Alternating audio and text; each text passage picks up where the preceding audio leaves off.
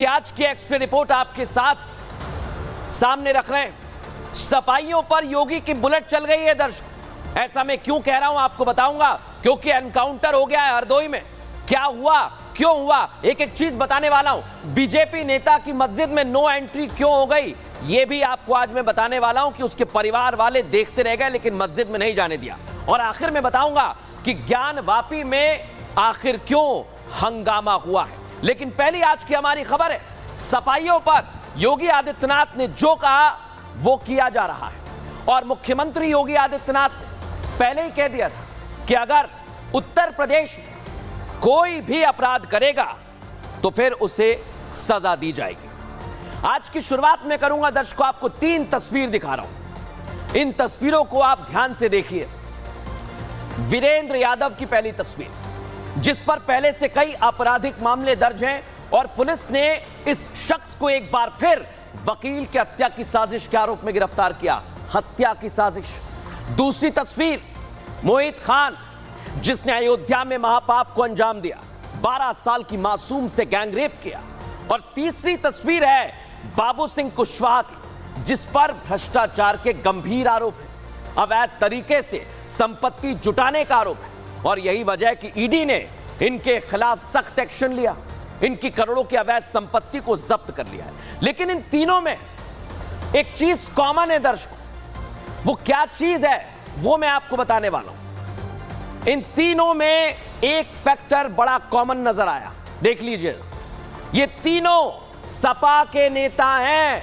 सोचिए आप, एक पर रेप, एक पर हत्या की साजिश और दूसरे पर भ्रष्टाचार। सोचिए जरा क्या हो रहा है।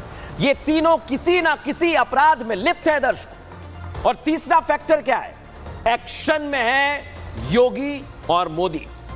लेकिन बड़ी बात क्या है, जैसा मैंने आपको कहा कि मुख्यमंत्री योगी आदित्यनाथ जो कहते हैं वो करते हैं। इस बार क्या किया है देखिए इस रिपोर्ट में।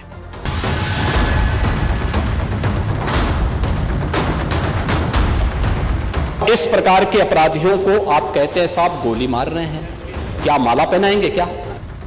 उत्तर प्रदेश के मुख्यमंत्री योगी आदित्यनाथ का अंदाज सबसे अलग है। अपने इसी मिजाज के कारण वो अक्सर चर्चा में रहते हैं। उनका यही अंदाज सिर्फ जनता के बीच ही नहीं बल्कि दूसरे राज्य सरकारों में भी चर्चा का विषय बना रहता है। योगी कुछ भी करें, वो योगी मॉडल बन जाता है और एक एक कर दूसरी सरकारें योगी मॉडल को अपनाने लग जाती हैं।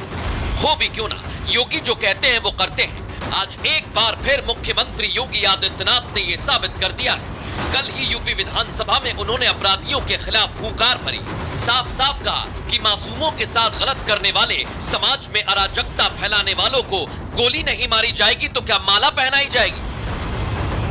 इस प्रकार के अपराधियों को आप कहते हैं साहब गोली मार रहे हैं, क्या माला पहनाएंगे क्या? मुझे आश्चर्य होता है।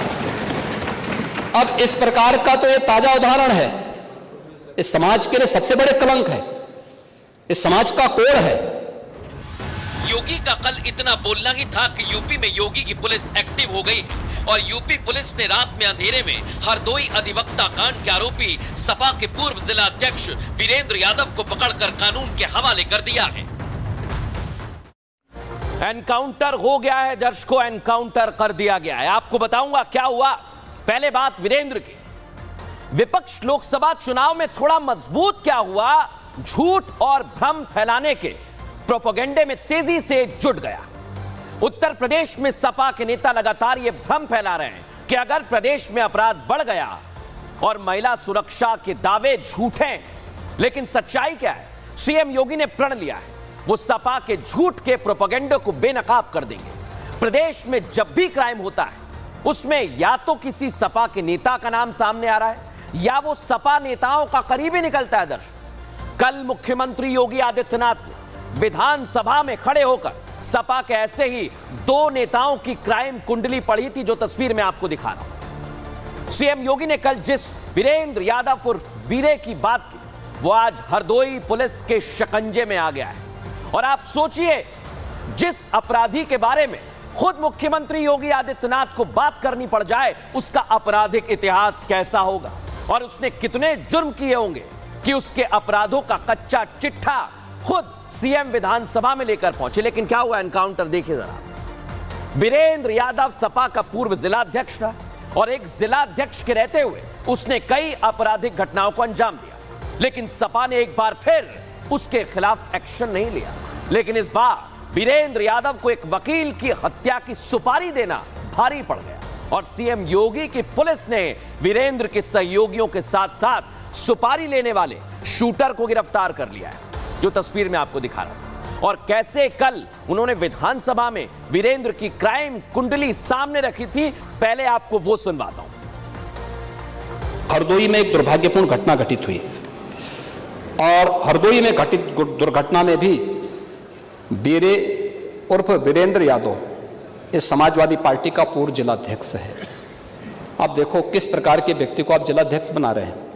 इस पे आईपीसी और सीआरपीसी की कोई ऐसी धारा नहीं जो इस पे लगी हो। 28 ऐसे मामले हैं और ऐसे नहीं कि मामले 17 से 24 के बीच के हों।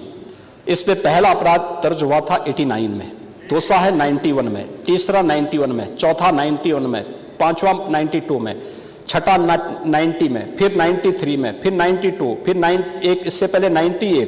28 इस प्रकार के मामलों में व्यक्ति लिप्त है। समाजवादी पार्टी का पूर्व जिलाध्यक्ष है। कल एक अधिवक्ता की हत्या सरेआम इसके द्वारा करवाई गई है और इस प्रकार के अपराधियों को आप कहते हैं साहब गोली मार रहे हैं, क्या माला पहनाएंगे क्या? मुझे आश्चर्य होता है। अब इस प्रकार का तो ये ताजा उदाहरण है, इस समाज के लिए सबसे बड़े कलंक है। तो देखा आपने दर्शक, कैसे मुख्यमंत्री योगी आदित्यनाथ ने पूरी क्राइम कुंडली सामने रखी, लेकिन अब आरोपी के गुनाहों को सजा दी गई। एनकाउंटर कर दिया है यूपी पुलिस ने। आज केस हमारे सामने है। सबसे पहले आपको बता रहा हूं कैसे हुआ एनकाउंटर। हत्याकांड में पुलिस की कई टीमें जांच में जुटी हुई हैं। कई लोगों को हिरासत में लिया गया, दर्शकों पूछताछ की गई और सर्विलांस और कॉम्बिंग का भी सहारा लिया गया। मैनुअल इन्वेस्टिगेशन भी लगातार पुलिस की टीम करती रही। सर्विलांस के जरिए कई नंबर और सीडीआर निकलवाए, सीसीटीवी फुटेज के आधार पर तफ्तीश करती रही और फिर चेकिंग के दौरान नीरज ने भागने की कोशिश की। पुलिस के पकड़ने पर नीरज ने फायरिंग कर दी, दर्शकों, और पुलिस की गोली से शूटर नीरज के बाएं पैर में गोली लगी है, जो मैं आपको दिखा रहा हूं। पुलिस ने आरोपी नीरज को गिरफ्तार कर लिया है और सपा नेता वीरेंद्र यादव समेत 5 आरोपी गिरफ्तार किए गए। इस मामले में 2 शूटर अब भी फरार चल रहे हैं, लेकिन उनकी खैर नहीं है। लेकिन इन लोगों ने किस वारदात को अंजाम दिया था, अब मैं आपको वो बता रहा हूं। वकील की हत्या में ये सभी संलिप्त थे। कनिष्क मेहरोत्रा की घर में घुसकर हत्या की। 30 जुलाई को 2 युवकों ने गोली मारी, लेकिन कैसे समझिए। 2 शूटर्स घर में क्लाइंट बनकर आए वकील के। कोर्ट मैरिज के बहाने वकील को बाहर बुलाया। कनिष्क के पहुंचने पर शूटर्स ने उसे फाइल पकड़ाई। फाइल जैसे ही खुली, शूटर्स ने कनपट्टी पर गोली मार दी और प्रॉपर्टी के विवाद में सुपारी देकर यह हत्या करवाई गई है, जिसमें सपा के नेता का नाम। 40 साल से कनिष्क एक मकान में किराए पर रह रहे थे और इस मकान को 11 साल पहले 6 लोगों ने खरीदा था। ज्यादातर किराएदारों ने मकान छोड़ दिया, लेकिन वकील कनिष्क मेहरोत्रा ने मकान नहीं छोड़ा और मकान खरीदने वाले वहां बड़े कमर्शियल वेंचर को चाहते थे। इसी से यह विवाद बढ़ा और कनिष्क मेहरोत्रा की हत्या कर दी गई, सुपारी देकर हत्या कर दी गई। लेकिन इस मामले में योगी की पुलिस ने एक्शन लिया है, दर्शकों। गिरफ्तारी भी हुई, एनकाउंटर भी हुआ। क्या कह रही है पुलिस, सुनिए। घटना के खुलासे के लिए मल्टीपल टीम्स लगी थी। उसमें हम लोगों ने सीसीटीवी फुटेज के आधार पे और मोबाइल सीडीआर एनालिसिस के आधार पे कुछ लोगों को आइडेंटिफाई किया था, जिसमें हम उनको पकड़ने का निरंतर प्रयास कर रहे थे, जिसमें आज सफलता मिली है। एक व्यक्ति, इसका नाम नीरज है, जिसका एक